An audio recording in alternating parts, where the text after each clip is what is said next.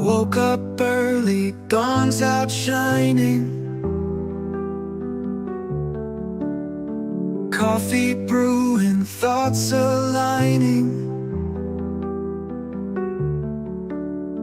Business world keeps redefining. Success is more than just headlining.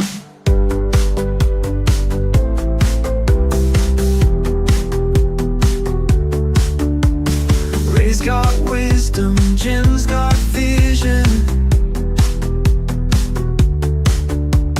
Yes, folks, I'm Fred McMurray, and we're back with another episode of Pillars Principles with Ray Pillar and Jim Treleaven. Today we have a special guest, Dr. Maria Malayter, PhD and smart person, somebody that Ray knows. So we're going to let Ray do the intro. Go ahead, Ray. Why don't you tell us about Dr. Malayter? I would love to, because Dr. Malayter and I have been friends for a very, very long time. Not that she's old or anything like that, but we've known each other for a long time. And I think, well, first of all, Dr. Malayter has been on our show, Pillars Franchising. Correct. And that was quite a few years ago, though, and we recently hooked up again and started talking about being on Pillars Principles. So welcome to the show, Dr. Maria Malayter, and can you give us a little idea about what your background is in your doctorate? So my background is in leadership and organizational change. So a lot of the work that I'm doing is helping people lead and adapt to change and embrace change. Now, that's one aspect of it. And then I've been a business psychologist. So I've been in the realms of industrial and organizational psychology. And what the heck does that mean? It could mean industry, and it could be all the data that goes around with organizations with hiring and different ways that you analyze the data in an organization, or the organizational part, which I lean a little bit more, and that's the people part. And so it's just what's happening in the organizational culture, what's happening with leadership, and I'm really focused on how people lead, and how they manage their leadership roles so they can inspire people and get the work done. I think the first question that comes to my mind, with all you brainiacs sitting here on this podcast, is what is the psychological profile or makeup of a person wanting to get in business? Oh, wow. How much time do we have? Well, right, because I mean, Jim, you probably know this, isn't there, are you specifically talking, entrepreneurship? There's like an entrepreneurship profile you can look at. Yes, yes, and that kind of helps people. That's what, people want to get to know, where they're going to line up well as an entrepreneur or not, and so some of that is some of the self-direction and the motivation, because it's a hard ride to start a business.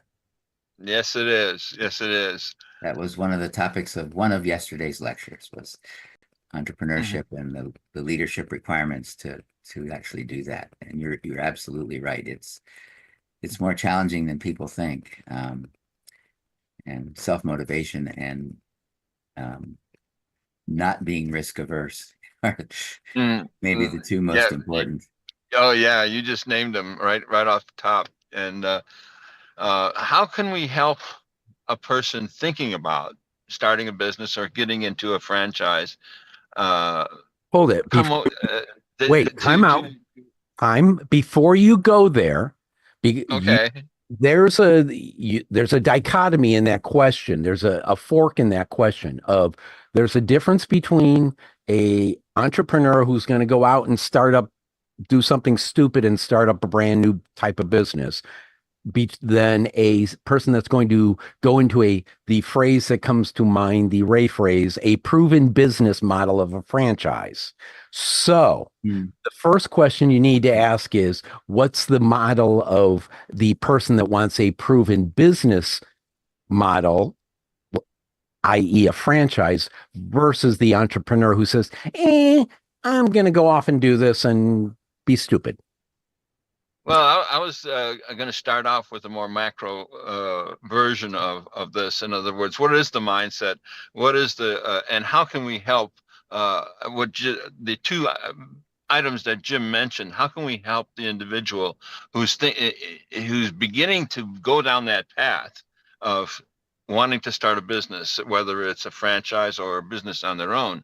And of course, they are widely diverse in the fact that. Just simply of the success of one over the other. So how do we help that person overcome some of the things that the two very things that Jim had mentioned?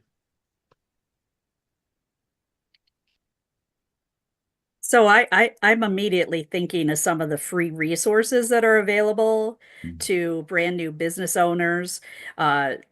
Through the small business development centers that are usually attached to community colleges. And so also there are SCORE mentors. So those are two larger kind of organizations that help people walk through conversations about should I even start a business, or whether it's a business on their own or a franchise. And they have specific models, and there are a lot of entrepreneurship programs across the country that are sponsored by different organizations like Bank of America or the Kauffman Foundation, where they can help people go through classes. Not that I've been through any of those. No, I have. I'm in the Cornell one right now, just because I think I wanted to see what their slant was on women's entrepreneurship. So Jim, what do you think? And the fact that you brought up resources, I think, is important. And there are incubators as well that are very great resources. One of the largest in the world is here in Chicago, 1871 at the Merchandise Mart, where they'll take in entrepreneurs at the idea stage and help them get through that process. Which is, it makes the resources that you mentioned as well, Maria, are very helpful. And entrepreneurs should take advantage of those. Okay. And go ahead, Ray. Well, and then I that's exactly what I wanted to hear, because I think people who are listening to this show are the type of individual who says, do I have what it takes? And if not, how can we guide them to find out if they have what it takes? And obviously these free resources that are available can at least guide them in the right direction.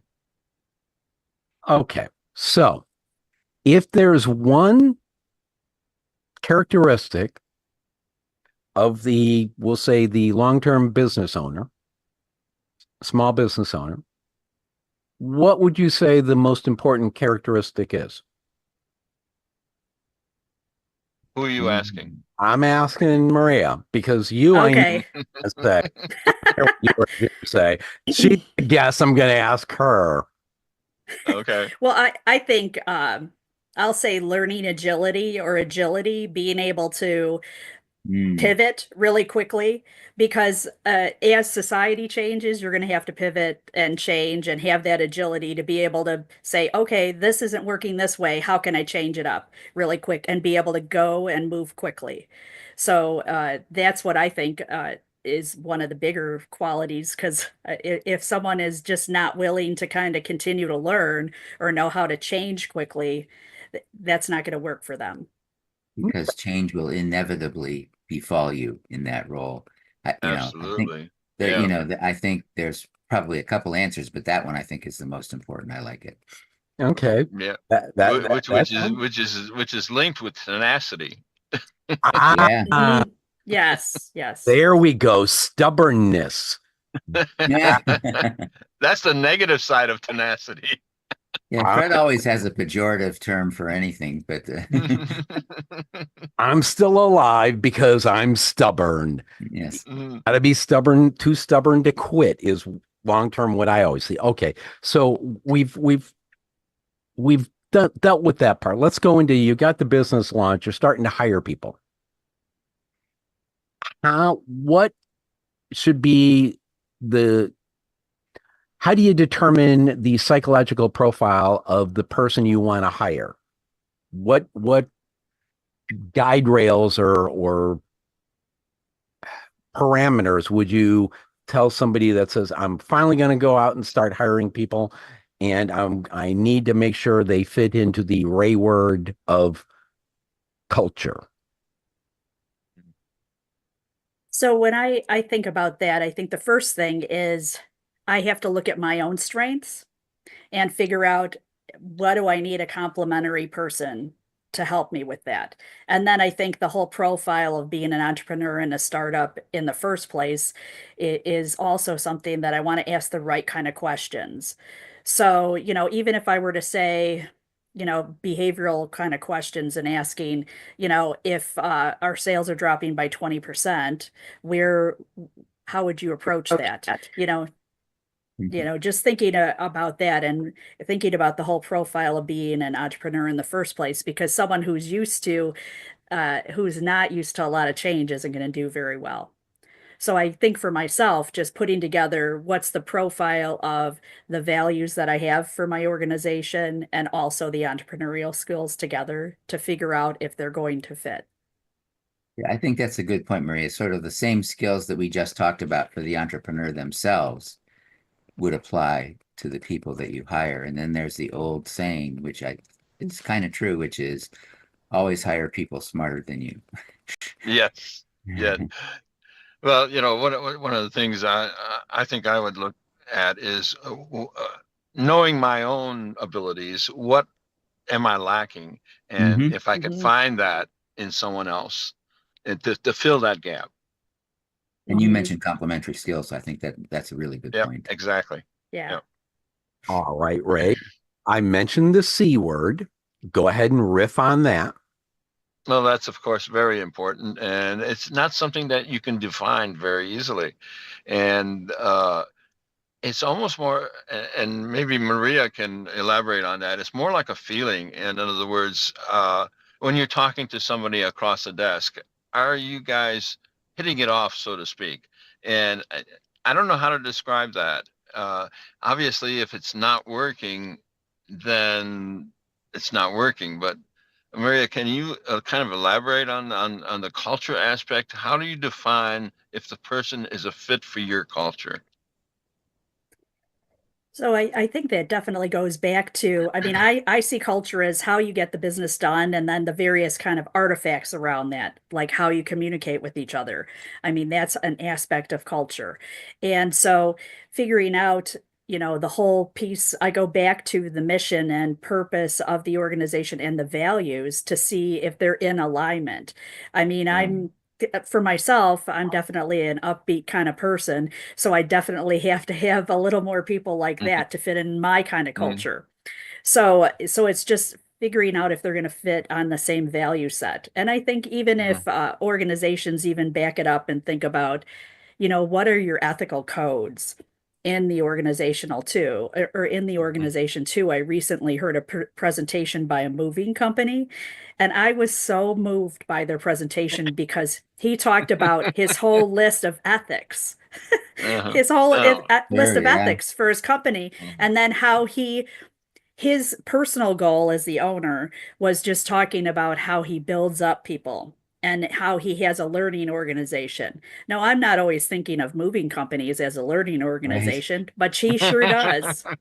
And so that's a culture part. Absolutely.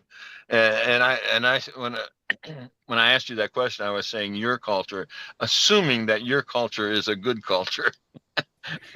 Oh, right. Yeah. Right. Because you could also have a bad culture and you could also attract bad culture people. And I'm going to give a shout out to Ray because I did a little promo on social media about his company because I went and visited his office recently and I was over there and just the way it's set up. And so one of the culture things that I could tell right away in his organization is that people are not numbers there. They are individuals and they're seen. And it was very evident through his organization. Now, not everybody would do that in their business, but Ray had ways to recognize people, and that was part of the culture. So an upbeat culture. So congratulations, Ray. You got a star for a phenomenal culture. Obviously, it's working. It's working, definitely. Ray's culture where he's not all around a lot. Sorry, just give folks. I love Ray. Go ahead, Jim. You want to riff on the culture word? I think Maria's right. It varies in different companies quite a bit sometimes. And so the culture story I often refer to is the one public company, or one company I ran, which was public, and the culture there was very dysfunctional. They were 2 months from bankruptcy. They just viewed the customer as a pain in the ass to be ignored or pissed off in the worst case.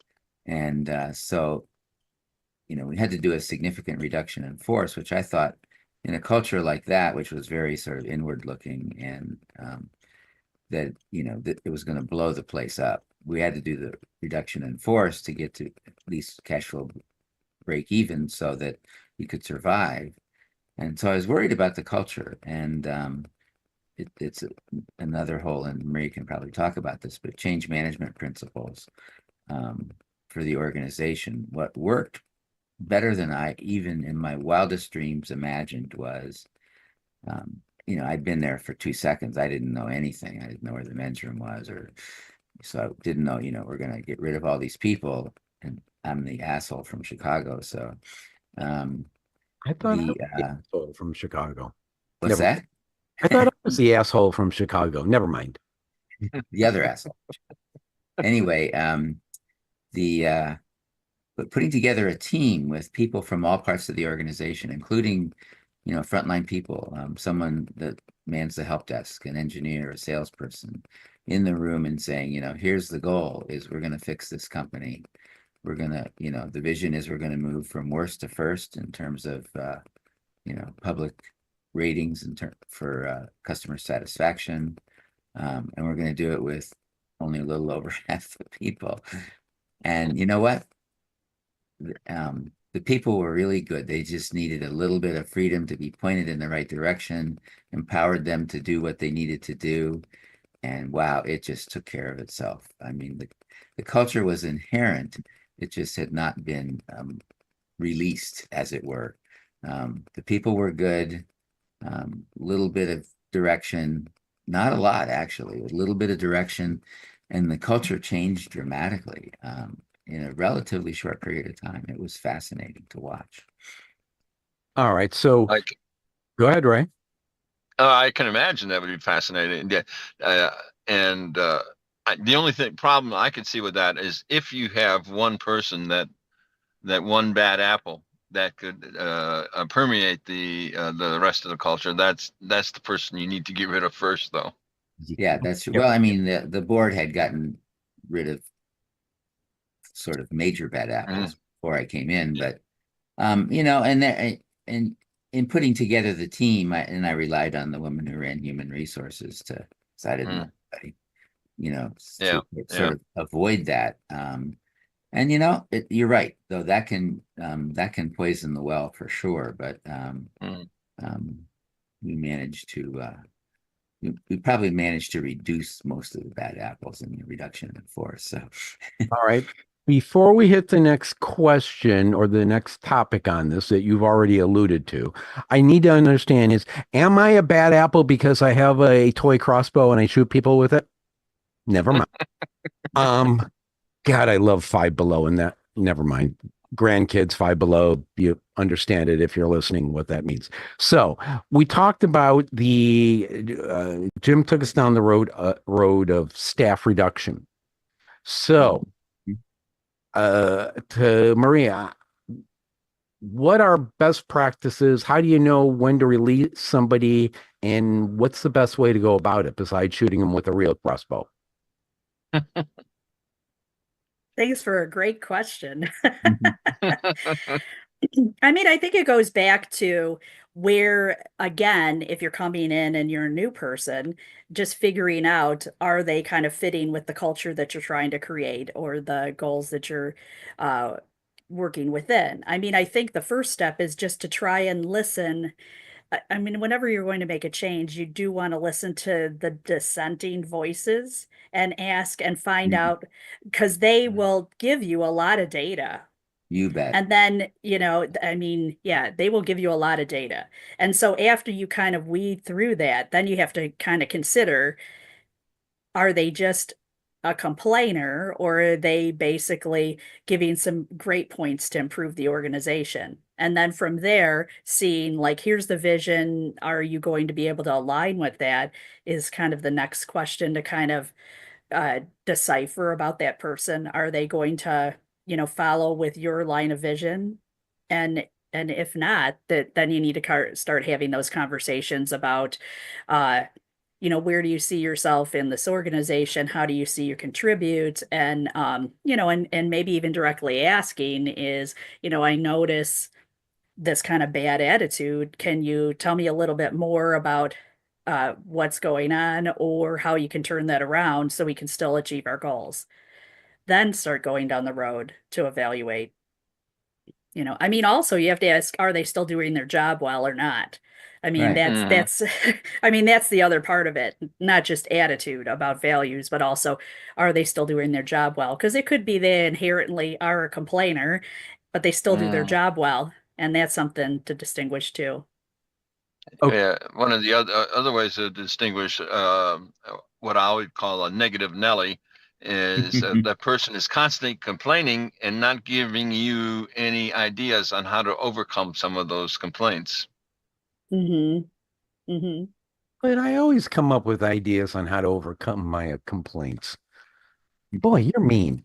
Okay, so I want to reiterate here because you said a lot. So what I heard was, you need to ascertain what their vision is of themselves within the company. But primarily, I'm thinking that the first step was kind of the second or third thing, which was, are they getting the work done? Are they doing what needs to be done for the organization? That's kind of, if I'm hearing it, that question is the precursor question that takes you down this path. If the answer is no, then the question becomes, how do you get them to do that, or determine when am I in the ballpark there? Yeah, because I mean, if they're doing the job well, there could be some outside things going on that could be influencing their attitude. So, and then you just have to weigh out. I mean, if they're doing the job well and complaining, you don't know what's going on, and if it's not, That's right. that's the other piece of it too. And Yeah. That could be And, disrupting their work. yeah, the other thing is, are they cancerous from the standpoint of are they spreading negativism throughout the entire organization? And that would be another reason to get, even if they are doing decent work, I would say this person needs to go if they're constantly complaining and to other other equals in their organization.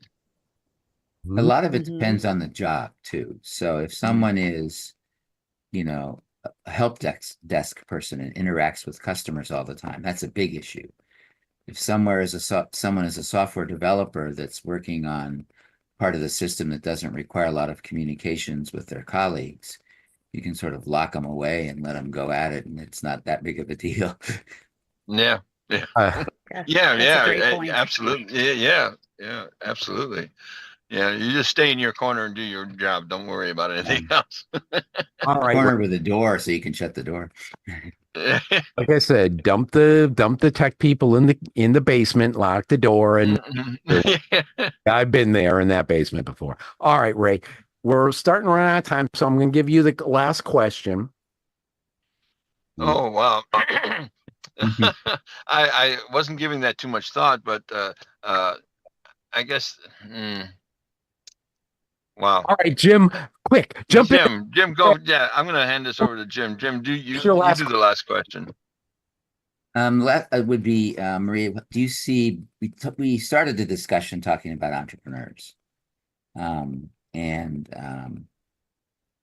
there are similarities between entrepreneurial organizations and much bigger ones. but do you see leadership differences between those two? I'm only smiling because I think I just had a conversation like this. Okay. And so so what I found is I've actually seen a lot more positive attitudes with the leaders of the entrepreneurial organizations.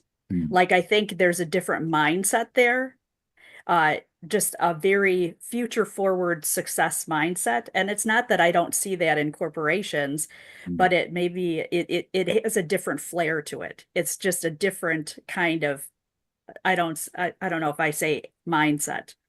So I think it depends too. That's probably because it's so relationship oriented with the smaller businesses. Mhm. And so that has to be a higher level of communication skills.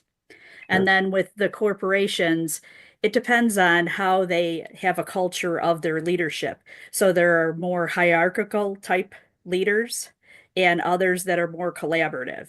And so part of that's coming around because of the changes of where people are working these days. So in how they get things done in teams.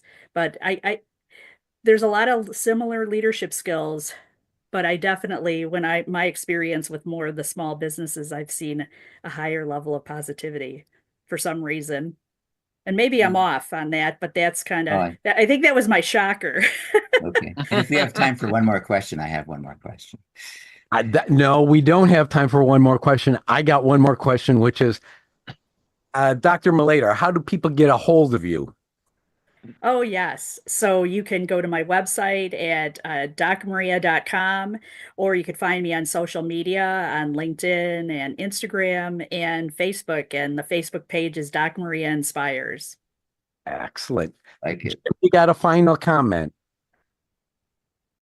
Yes, this is a short question, I hope, and that is, there's sort of the stereotypical view of leaders that you see on TV. But there's been a lot written, a lot in Harvard Business Review and other places about quiet leadership, where, sort of the view of the CEO walking in the room and screaming at people and using Fred's bow and arrow or whatever it is, versus someone who is a much, so there's been a lot written on quiet leadership recently. I mean, not recently, the last 10 years probably, but so do you have any views on that? But keep it short, please. Okay. I just think leadership is evolving, and it's because we've had to evolve with the societal changes. So where in the beginning we want a savior for a leader in like the early literature, but now that is not necessarily a fit anymore because everybody has to step up with their leadership. So I think not reading all the articles on quiet leadership, I think there's so much about how the leaders in the whole organization, them individually, play into how they can make the organization work. I like it. Thanks. Ray, say goodbye. Goodbye, everyone. All right. Thank you, Maria. Yeah, thanks Thank for you, having Jim. me. I love Thanks, it. Maria. Thank you. Thank you, Thank you. Fred. I'm Fred McMurray with Ray Pillar of Pillar's Principles and Dr. Jim Treleaven and Dr. Maria Malayter. I think I got that too good. We'll be back again with another episode, and who knows, maybe we'll have 2 or 3 doctors next time. We'll be back again next week, folks. Have a great weekend, and remember, go do business with somebody. It's an interesting thing to do.